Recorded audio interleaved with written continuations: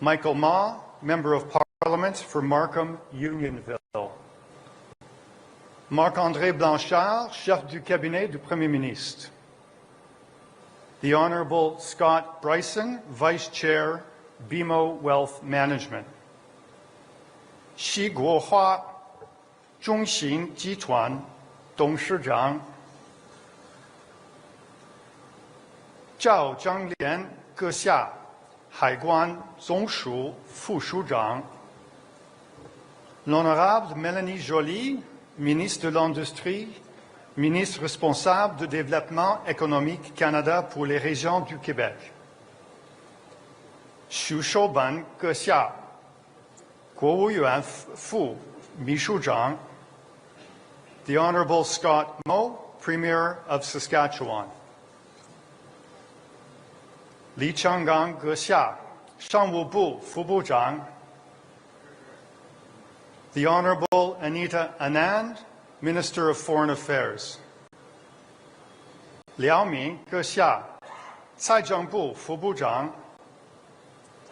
The Honourable Heath MacDonald, Minister of Agriculture and Agri-Food. 蔡伟，外交部部长助理。Manjit Singh, Asia President, Sun Life. Bijan Ahmadi, Executive Director and COO of the Canada-China Business Council. Tom Pitfield, Principal Secretary to the Canadian Prime Minister. L'Honorable Martin Cochon, Vice-Président du Conseil d'Administration, CCBC. Her Excellency Jennifer May, Ambassador of Canada to the People's Republic of China. 葛海娇，中国银行董事长。The Honourable Timothy Hodgson, Minister of Energy and Natural Resources. 潘功胜，中国人民银行行长。And finally, Olivier Desmarais, the Chair of the Canada-China Business Council. I'd ask you to please rise for the arrival of our guests of honor.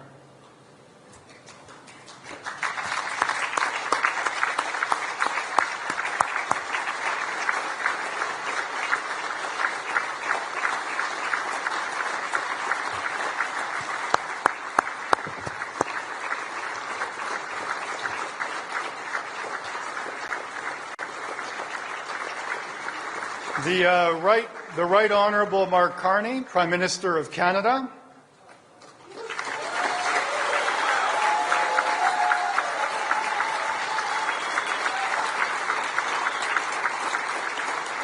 He Lifang 阁下，国务院副总理。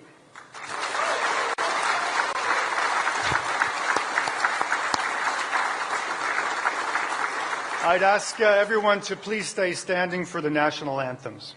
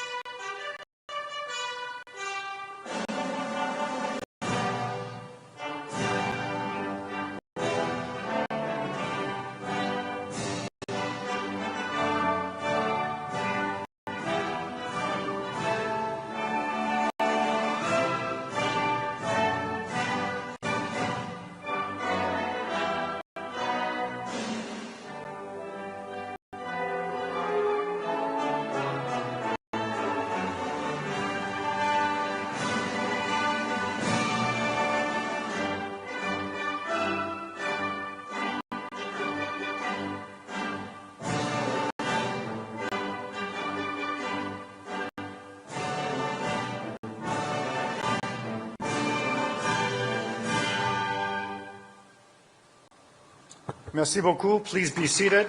请坐.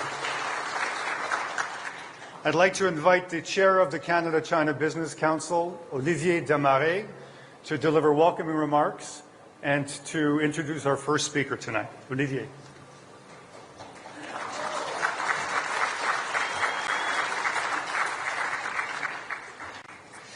Prime Minister, Vice Premier He, distinguished guests, ministers, ladies and gentlemen, good evening and welcome. On behalf of the Canada-China Business Council, it is my great honor to welcome you here in Beijing for this gala. An occasion that brings together leaders, partners, and friends at this pivotal moment in Canada-China relations. Your presence, along with 5 ministers, parliamentary secretary, MPs, and a premier of Canada, and to the shared belief that dialogue, cooperation, and mutual respect remain essential in an increasingly complex world. Votre présence ici incarne l'engagement du Canada envers le multiculturalisme et l'état de droit, et rappelle avec force que notre pays tire sa richesse de la diversité de ses origines, issues de toutes les hémisphères du monde. Canada and China have come a very long way together. Our relationship have endured periods of growth and optimism and moments of strain and uncertainty, but it endured. It's a tribute to the quiet that businesses who stayed engaged even when conditions were difficult, to that of the steady efforts of the civil service and public servants who kept channels open, and to the judgment of leaders who understood that long-term national interests are best served by patience, pragmatism, and respectful engagement. We were delighted to hear of the important agreements your 2 governments signed during the official visit, and we look forward to hearing more from our 2 guests of honors of the mutual results of this bilateral relationship. Prime Minister Carney, credit is due to your leadership for resetting and guiding and transforming this bilateral relationship.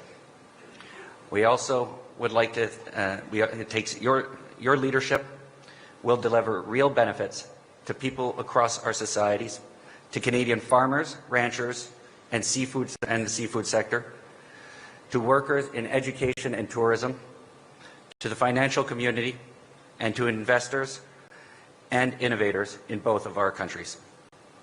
En ce moment où l'ordre mondial est mis à l'épreuve, vous avez mis l'accent sur la coopération respectueuse et sur une ouverture économique solidement fondée sur l'intérêt national et la responsabilité partagée. Thank you, Prime Minister, for being here this evening and for your leadership in helping make this come to fruition.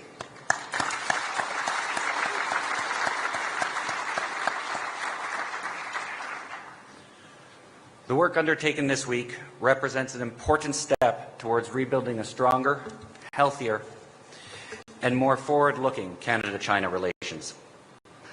It demonstrates what is possible when engagement is intentional and guided by long-term vision.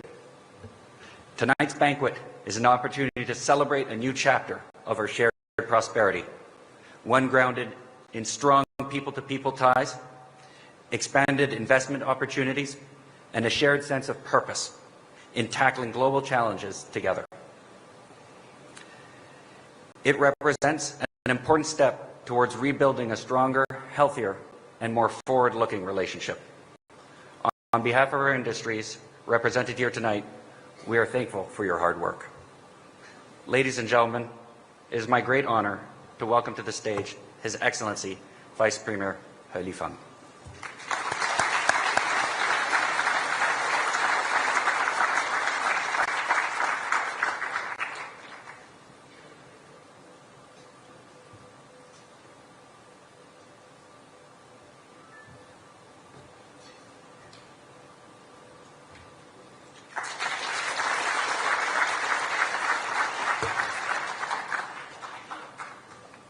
尊敬的卡尼总理，尊敬的各位嘉宾，各位企业家、女士们、先生们、朋友们，大家晚上好！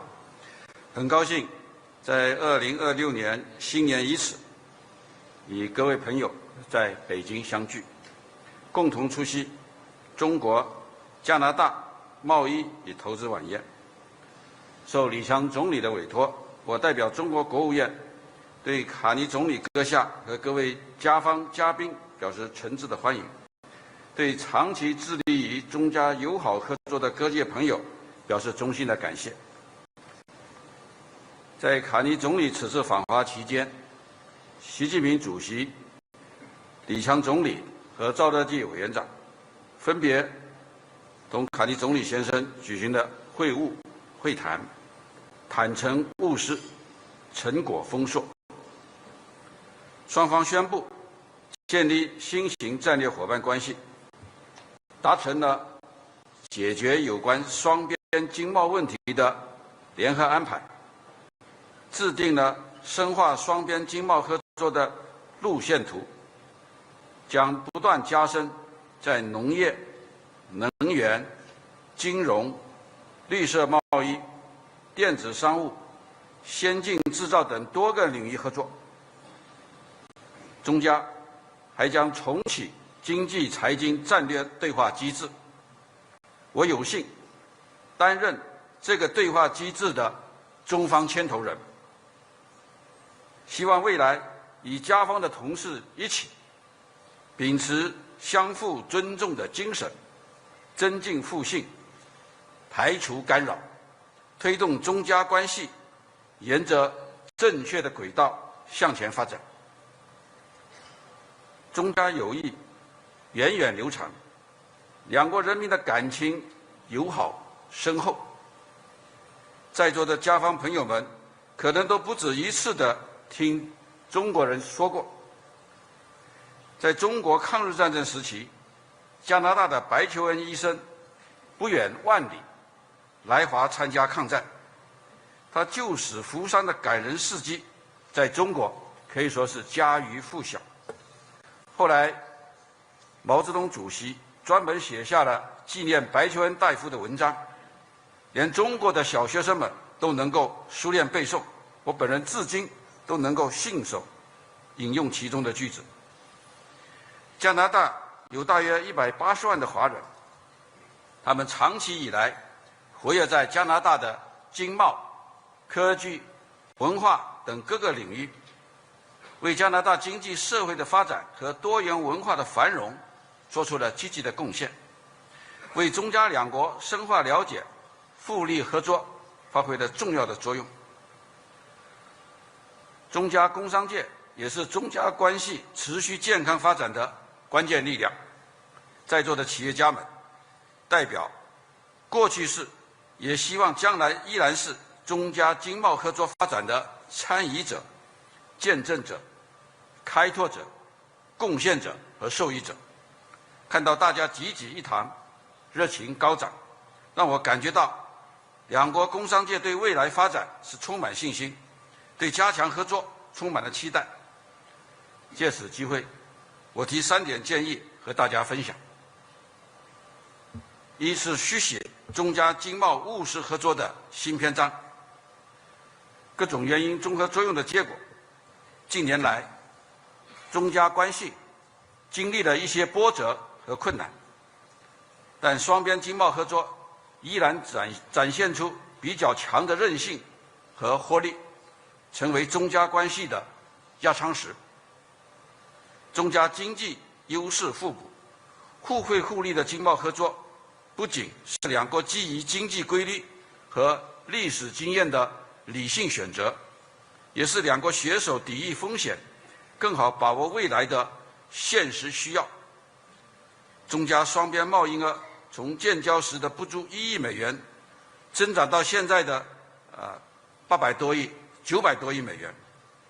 中国已经连续多年是加拿大的第2大出口市场，两国双向投资也超过了230亿美元。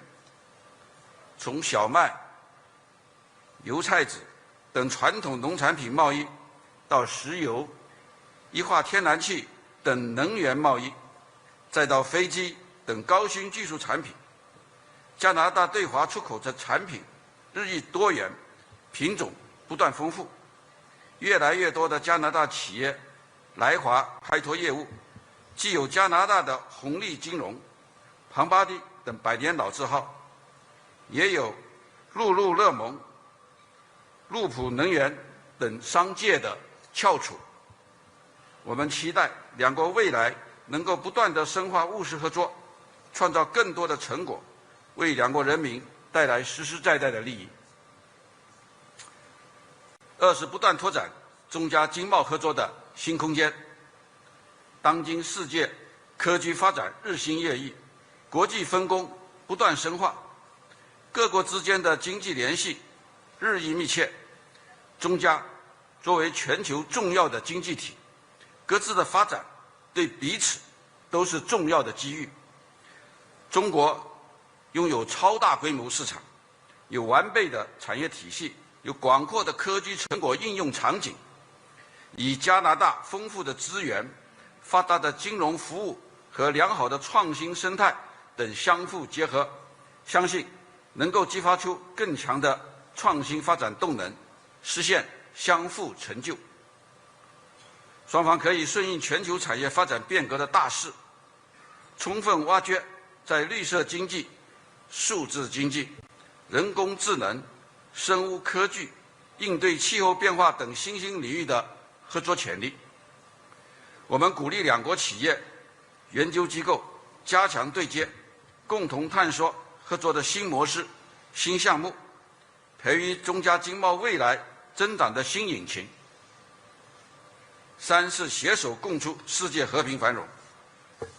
当前世界百年变局正在加速演进，单边主义、保护主义抬头，世界经济不稳定、不确定性在上升，国际经贸合作面临新的困难和挑战。但是，我们也要看到，国际贸易和投资往来，它根植于各国的优势互补、互通有无的需要，因此维护全球产业链、供应链的韧性和稳定，是推动世界经济发展的重要保障。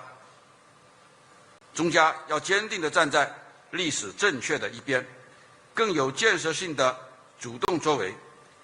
双方要在世贸组织、20国集团、亚太经合组织等多边和区域合作框架下加强合作，共同维护全球贸易投资的自由便利，维护产业链供应链的稳定畅通，维护开放合作的国际环境，共同为世界经济发展注入更多的正能量。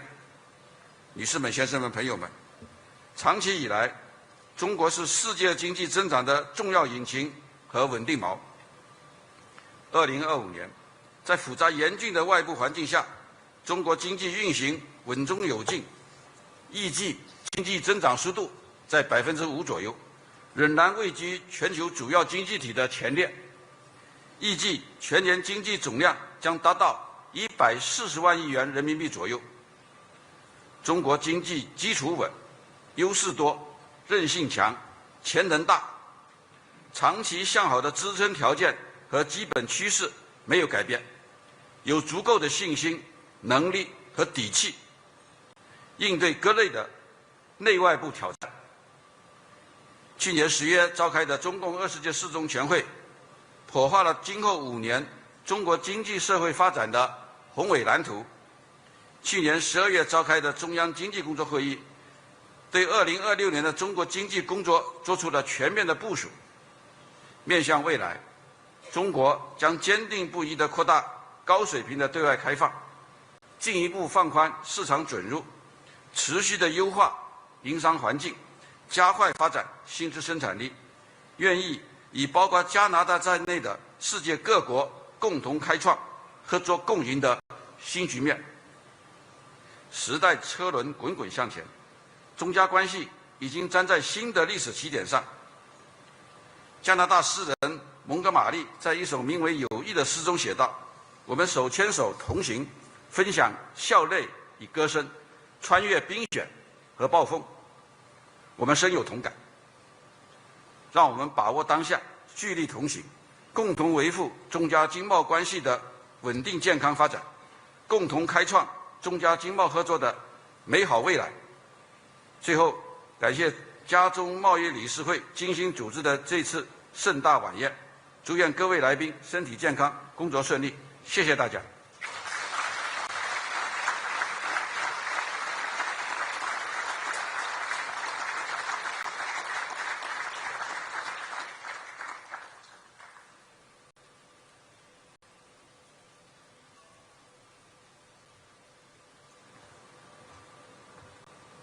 好，谢谢何副总理。The Canada-China Business Council is almost 50 years in existence. It started off as a very small organization. We now have 300 members from coast to coast to coast in Canada, de Moncton à Montréal, from Sydney, Nova Scotia to Saskatoon, Edmonton, Terrace, BC, Toronto, of course, manufacturing in Aurora. The list goes on. Prime Minister, you'll find no greater group of organizations. These are colleges, universities, exporters, financial service providers, more committed to doubling non-U.S. exports to the world for Canada. We've worked for Canadian prosperity for many decades. We're delighted and honored that the Vice Premier and you are here tonight with us to talk about the important agreements that you've reached today. So we look forward to hearing more details and to your speech. So ladies and gentlemen, please join me in welcoming Canada's 24th Prime Minister, the Right Honourable Mark Carney.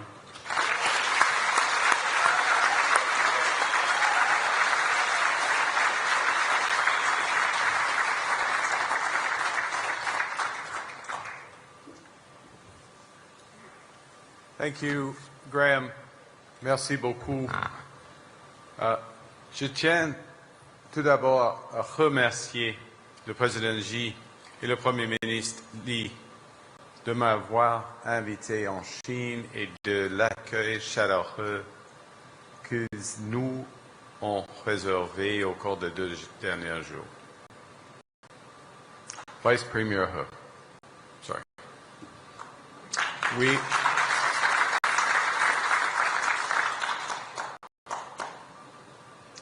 We are honored and grateful, and I personally am honored and grateful that you could join us this evening. Your time is so precious, and that you're dedicating it to Canada-China relations is very auspicious. I want to recognize Olivier Desmarais, Graham, the team at the Canada-China Business Council for your leadership in bringing together, look at this room, this remarkable room together. And I know that the past few years in our bilateral relations have been challenging, at many points uncertain. And it's in the face of that uncertainty that the leaders in this room and the organizations that you represent, you have stayed resilient and focused, and you've helped bring us to this moment. Because when channels between governments had narrowed, it was often business leaders, leaders in the educational sector, broader leadership, who continued to build new possibilities and partnerships. So thank you. Thank you for your leadership and your persistence.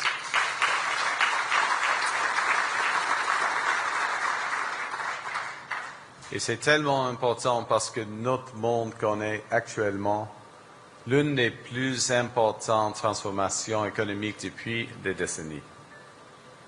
Il s'agit d'une rupture et non d'une transition. Et nous devons être lucides quant à cette réalité, parce que la nostalgie n'est pas une stratégie. Nostalgia is not a strategy here. In the face of global change and uncertainty, Canada is building at home, catalyzing massive new investment and diversifying and deepening our partnerships abroad. We're moving at pace in order to get results.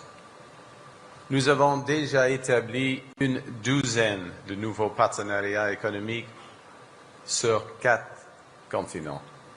Nous avons conclu un nouvel accord commercial avec l'Indonésie.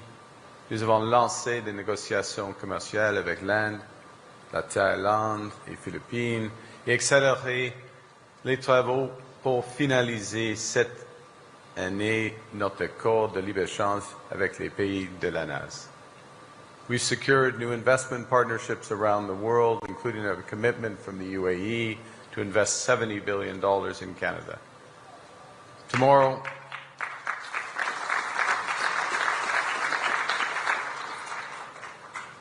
I'll be traveling to Doha with the ministers, and we'll be meeting with the Emir, His Highness Sheikh Tamim bin Hamad Al Thani, as well as business and investment leaders to discuss further new opportunities for partnership.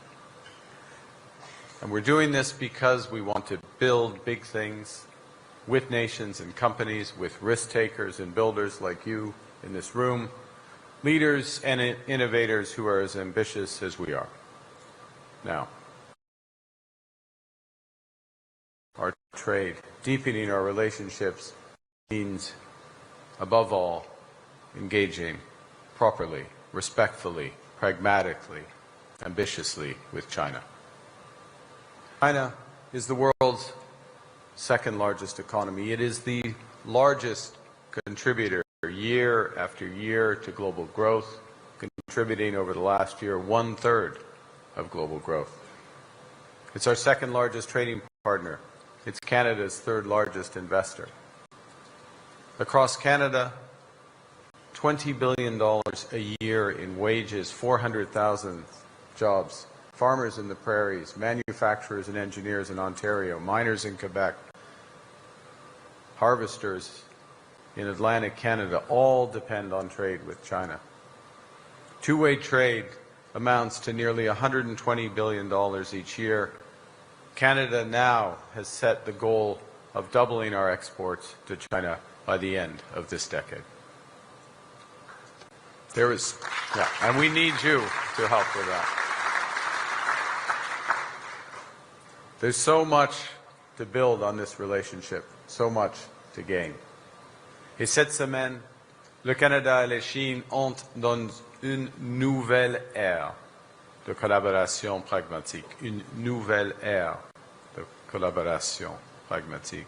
Une ère qui apportera davantage de prospérité, de stabilité et de sécurité à nos populations.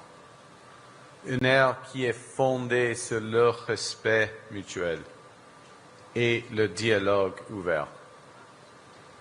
With this visit, Canada and China are launching a new strategic partnership, a partnership focused on 5 areas where we can make significant, immediate gains. And I'll list them in a moment, but I would take very much the Vice Premier's point that we have an opportunity to write new chapters above and beyond these pillars. But our agreement immediately focuses on energy and climate competitiveness, trade, particularly in agriculture and food, multilateralism, security and public safety, and deepening people-to-people ties.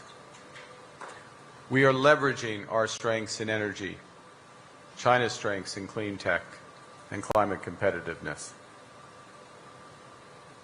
China's strengths, for example, in electric vehicles, are formidable. They're undeniable. These are the most affordable and energy efficient and innovative vehicles in the world.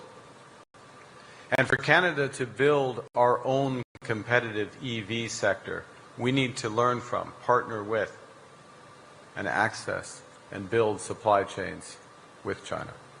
To help deliver on the full potential of these partnerships and to bring down costs for Canadians, we're going to start by allowing up to 49,000 Chinese electric vehicles into the Canadian market at the most favored nation tariff rate, which is 6.1%.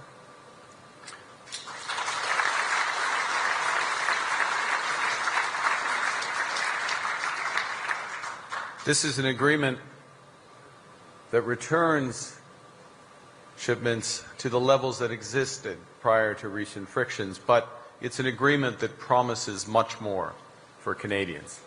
It's expected that within 3 years, this agreement will drive considerable Chinese investment in Canada's auto sector, creating good careers in Canada, accelerating our progress towards a net zero future and the auto industry of the future. It's also expected that with this agreement, within 5 years, more than half of these vehicles will be affordable EVs with an import price of less than $35,000. The second pillar of our strategic partnership aims to increase trade between Canada and China, particularly in agriculture. This room knows, Premier Mo knows, Canada exports more than $7 billion in agricultural products to China each year. China, up until recently, was the largest single market for canola seed. We want to return to those levels, but we really want to surpass them. And that's why I'm pleased that today Canada and China have reached a preliminary but landmark trade agreement to remove trade barriers and reduce tariffs. By March 1st, Canada expects that China will lower tariffs on Canadian canola seed to a combined rate of approximately 15%. That's a significant drop from the current combined tariff rate of 84%. Furthermore, Canada expects that Canadian canola meal, as well as Canadian lobsters, crabs, and peas, will no longer be subject to relevant anti-discrimination tariffs from March 1st, at least until the end of this year. Now, that's a $7 billion immediate opportunity, as I said. But with this agreement, we also expect, working together, to see the resolution of many long-term trade obstacles on a range of agricultural sectors, from beef to pet food. We expect, building on this, to increase our exports by 50% in this sector by 2030. But our immediate cooperation will be complemented by a new long-term strategy. And at the forefront of that is our new trade roadmap, which aims to expand Canadian investment in China across financial services, energy, materials, aerospace, advanced manufacturing, agriculture, and other fields.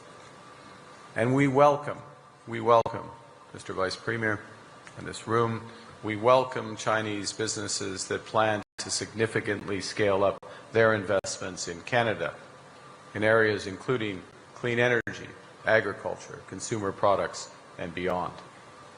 Because by building this new strategic partnership, a strategic partnership for current realities, we're creating the stability and certainty that's needed for new investment and opportunities for our workers.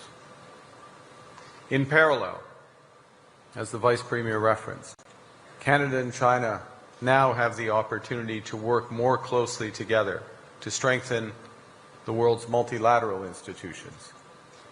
We have the opportunity in the agreement and the framework to work together to combat crime and bolster public safety. And we have the wonderful opportunity to deepen cultural ties across tourism and the creative arts. And I want to take this opportunity again to thank President Xi Jinping for his intention to offer visa-free travel for Canadians to China. We need more.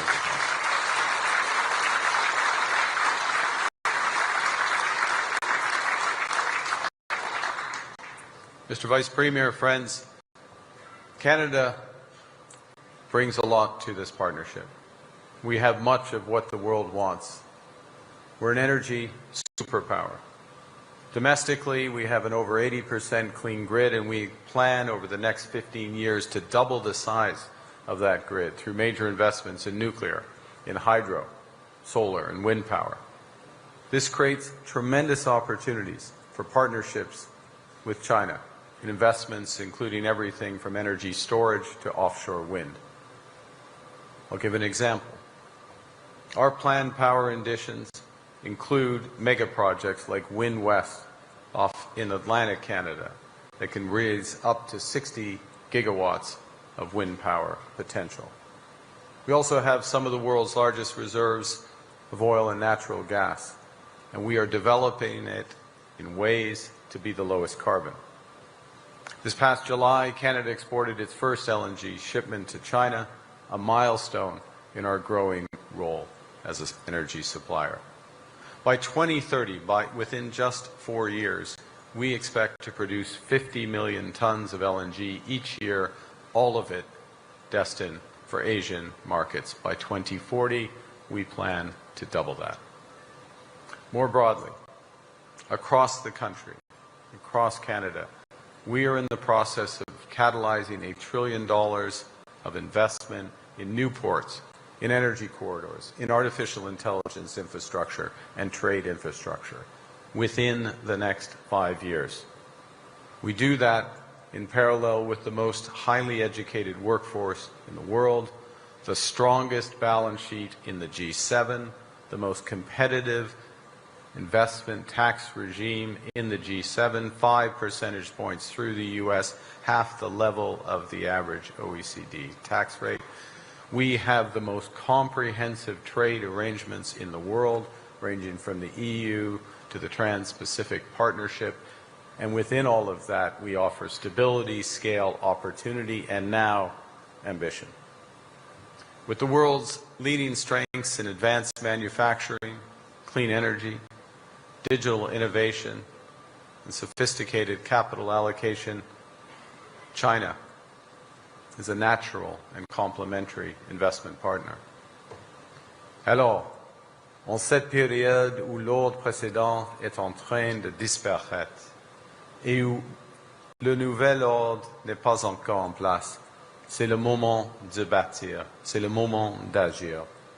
Canada and China, yes, we are different countries. We have different systems, histories, and perspectives. We respect those differences.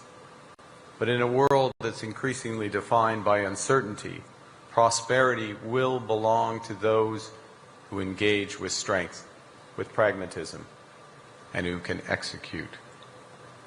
The new strategic partnership between our nations ensures our ties are not remnants of the past, but our ties are the foundations on which we build. Building a partnership that reflects the world as it is, a partnership that's realistic, respectful, and ambitious, that charts a new course that will benefit both our peoples. This is a partnership that leverages our strengths, creates greater stability, security, sustainability, and prosperity. Friends, we've started a new era, a new chapter of our partnership. I invite you to build with us and build together. Build big, build now. Merci beaucoup. Thank you very much.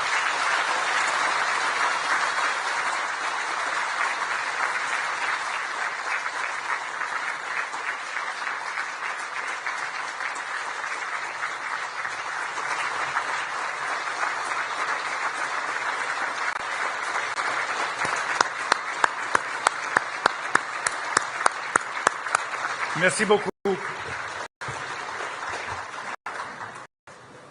We'll now have the opportunity to enjoy this lovely meal. So please enjoy, and we'll come back and have a conversation a little bit later. Thank you.